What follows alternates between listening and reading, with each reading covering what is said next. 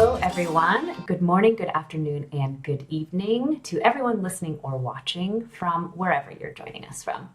I'm Nikki Lavoie, EVP of Innovation and Strategy at Savanta and host of the AI series podcast episodes that you can listen to as part of Talking Insights. Talking Insights is the podcast where we dive deep into the world of market research, insights, and analytics, and is brought to you by ESOMAR. Today, I'm very excited to bring you an episode focused on understanding the foundations of AI. And I have with me a very esteemed guest, Dharmendra Jain, also known as DJ. So DJ, could you kick things off by telling the listeners and viewers a little bit about yourself, your career, and how you've come to know so much about AI? Sure. So first of all, thank you very much, Nikki. It's my pleasure to be here, and I'm really looking forward for this exciting conversation, given this is all about AI, and I can't hide my enthusiasm about that. So, hello everyone. My name is Dharmendra Jain, also known as DJ in the world of market research. I live in Nairobi, Kenya, Africa, and I've been in market research for more than 20 years. But last 17 to 18 years with Kantar, and until last month. And now I am busy putting my thoughts together how I can really bring AI and market research together to cater some of the needs, emerging needs to market research. So yeah, you can say I'm someone who is traditional a market researcher plus an ops guy, data guy, and now AI guy who wants to bring something cool. So thank you very much, Nikki, and I'm looking forward to having this conversation. Fantastic. So as I said, this episode is really focused on helping market research and insights professionals understand the foundations of AI. So with that in mind, to kick things off for our first question, obviously, many people in our industry are going to be familiar with traditional statistical methods and other tools used in market research. Could you, DJ, explain what AI is in simple terms, especially in the context of market research, and how it might differentiate from some of the traditional methods we've been using? Sure. So AI, artificial intelligence, very simply put, machine mimicking human kind of things or tasks, right? And that's a very simple way to put it. And AI is something has been there for many, many years, right? As part of computer science discipline, and it was a lot in many years back. We saw AI is more about, robots and doing some kind of, machine doing things. But of late, AI has become kind of newfound reality, which is all about bringing to our day-to-day task, life, and everything what we do, and that is possible because of thanks to low-cost storage, high computing powers, right? Open source technologies like Python and cloud and everything coming together. I think the mix of everything is really making AI is a reality which we are seeing. So just to answer again your question, AI is machines which are trained to do certain task for you based on what input data or / training data you provide. You teach them to behave in certain manner, and they do the task after training. So I hope that's a very simple version of putting. There's a lot on that, but I hope that is that's okay. So DJ, based on all of your prolific knowledge of AI, which I'm so excited to share with our listeners and viewers today, can you tell us a little bit about how you think AI is going to impact market research and insights professionals? Sure, Nikki. So AI, as I said before, it was there not in a very, I would say, popular terms. It was always there in market research, but it used to call advanced analytics, right? We were doing all sort of modeling and all that. I think the way now AI is, the power of AI is available, AI and slash generative AI, it is going to really transform market research process, right? Market research, I would say, in two sides. One is offer side and the process side. In offer side, which means how client is going to receive market research is going to be different. For example, generative AI is going to really transform how we take care of, or rather how we um, provide solution for customer experience, because there is a lot of interactivity is going to come from generative AI, right? Computer vision is another pillar of AI. Is going to transform how we really analyze videos or copy test, ed test, and things like that, right? Text analytics is already actually making an impact when research agencies offering qualitative services as well as social media analytics and things like that. So it's already there, but I believe it is going to transform with a lot of speed in coming days. Process side, it was about how we can use text analytics for openness processing, language solutions, and even generative AI is going to come even process side or operation side, where it is going to help you generating script for questionnaire and processing data fast and helping in new creative designs or product test or concept test. So I think a lot are going to come from AI to market research. Yeah. So can we talk a little bit about the role of data in terms of AI?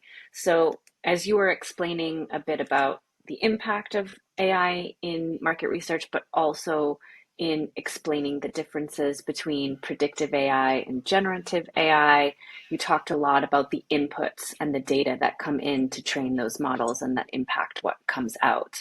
So in your opinion, what is the impact of or how does the quality and quantity of data impact the effectiveness of AI? And are there any sort of best practices that you can already kind of help us keep an eye on with this in mind?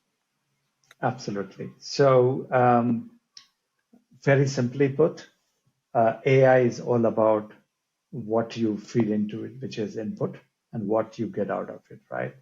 And input, the quality of input will determine the quality of output. So data is data quality is paramount when we talk about AI models, algorithm, right? So ensuring that data quality is great is going to be very, very important. Only algorithm will not do the job. And when we define quality of data, it is all about ensuring that your data is fully representative of the universe, whatever you are trying to do. It should not be like taken with a very small sample from one place, and now you are developing your algorithm or AI, and you are deploying other places, right? For example, very good example.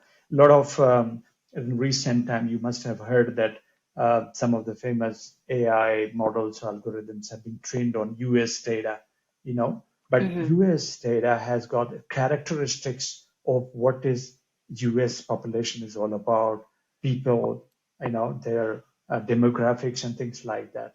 But then if you train your model on US data and now you are trying to deploy the same solution, say, for example, in Asia, Africa, or the UK, it is not going to give you very accurate output result. It will have the bias coming from what it is being trained on.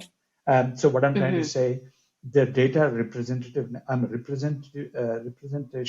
of the universe or population, or depending on what we are doing with, is very important to ensure in data, right? Secondly, AI models are trained on labeled data. What they call is basically the labeling, the input data is labeled with their outcome, and that labeling has to be done correctly.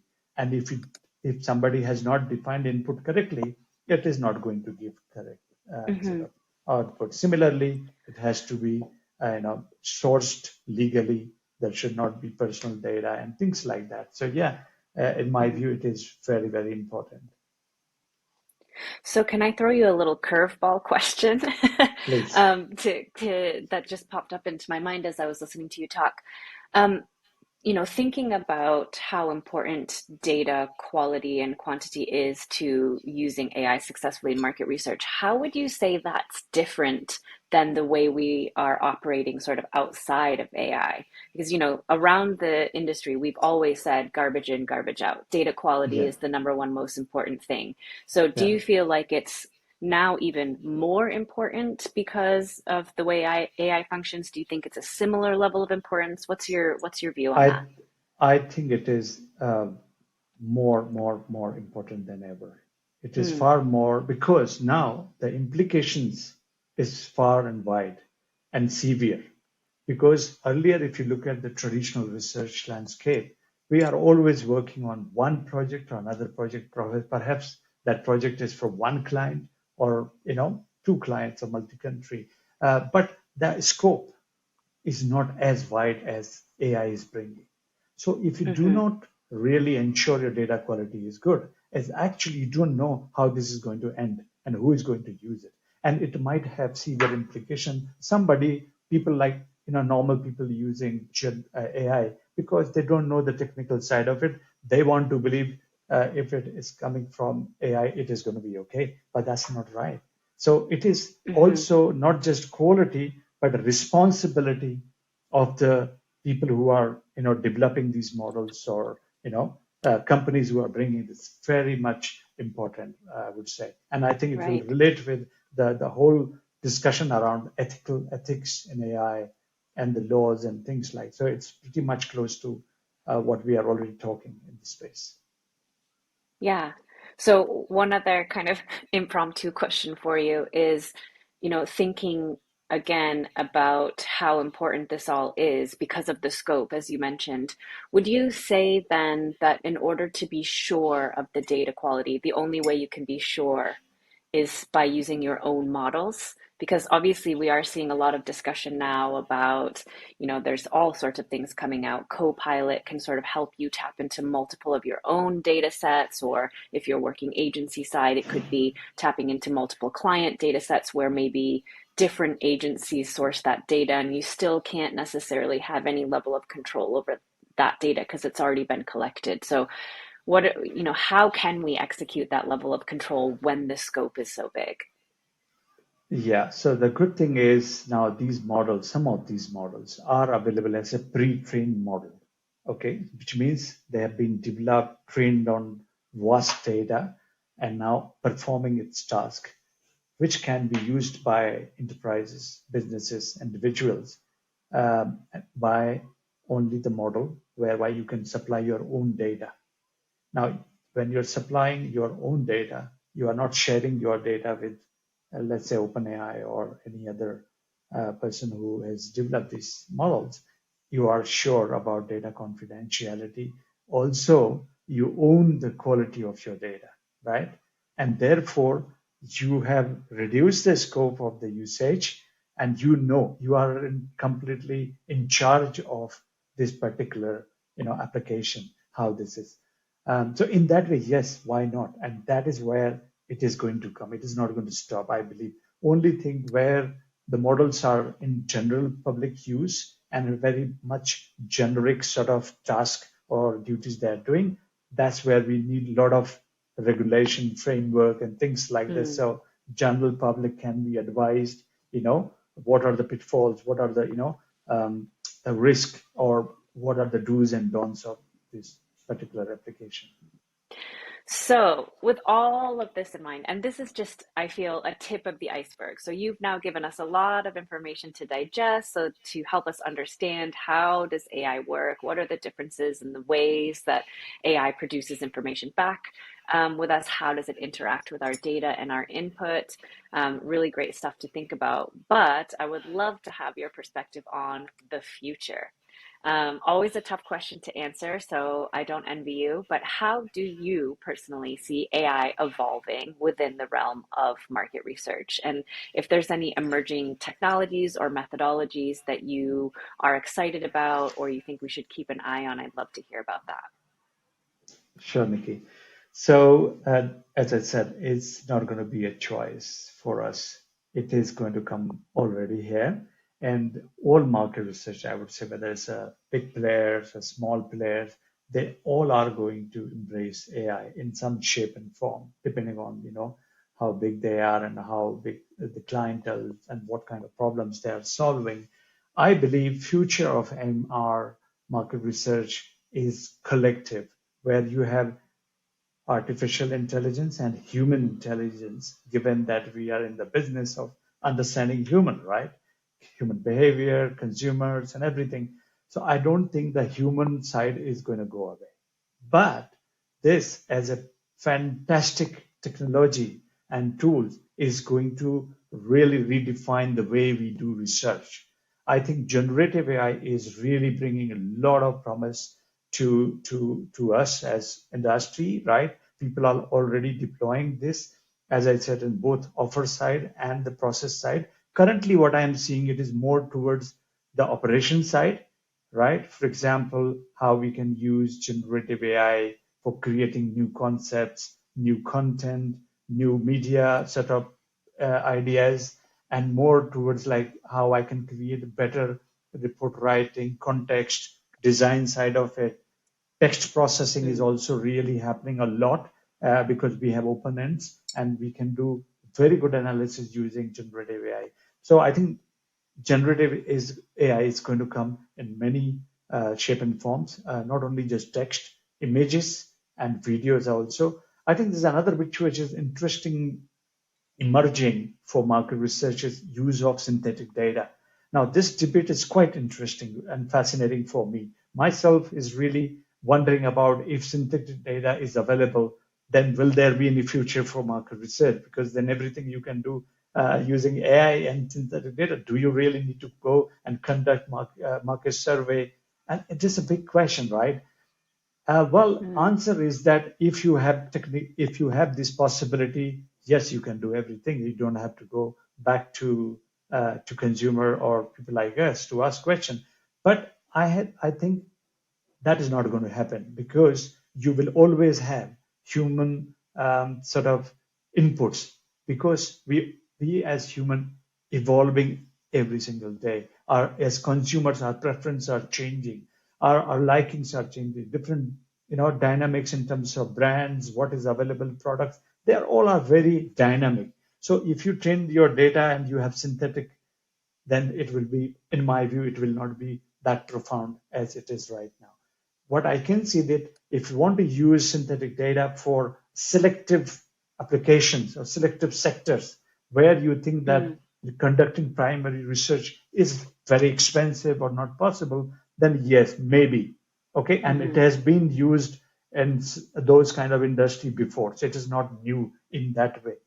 But I think for us in the mainstream market research, consumer research, it is going to be, I don't think it's going to find a huge place. So synthetic data is something to watch for, how it is evolving, or up to what extent we can really use it, or where we can restrict ourselves. Another thing which is in future of research, we are talking about real-time insight, right? Agile research. And those things are really possible by using some of these AI applications. And I do think in future, you will see a huge component of AI in market research practices. So yeah, I'm excited with those kind of possibilities, human plus artificial intelligence, AI. Future is good. Fantastic. Well, that is all very exciting stuff. Just a small aside on synthetic users. At the moment, or synthetic data, I sort of think of it almost like the toothbrush and a dentist. So when the toothbrush was invented, we didn't stop needing to go to the dentist. We still have to go to the dentist, and actually quite regularly, in order to do things. So synthetic data might be able to cover a lot of things, but there's always going to be certain things, certain places it can't reach, or certain questions it can't answer. So that's how I'm thinking of it at present, but maybe something will change my mind. Absolutely. We have to remain curious about the future, right? So yeah, looking forward. But for Exactly. me, it's sounding quite exciting. Exactly. Well, thank you so much, DJ, for joining me today. It was so great chatting with you and hearing about your thoughts and experiences on across all of these different aspects of AI. Thank you to everyone who has been watching or listening to this episode. Stay tuned for more episodes from Talking Insights and from this AI series. See you Thank you later. very much, Nikki, for having me. I really enjoyed this conversation. Thank you very much. Thank you, everyone. Happily. Bye-bye.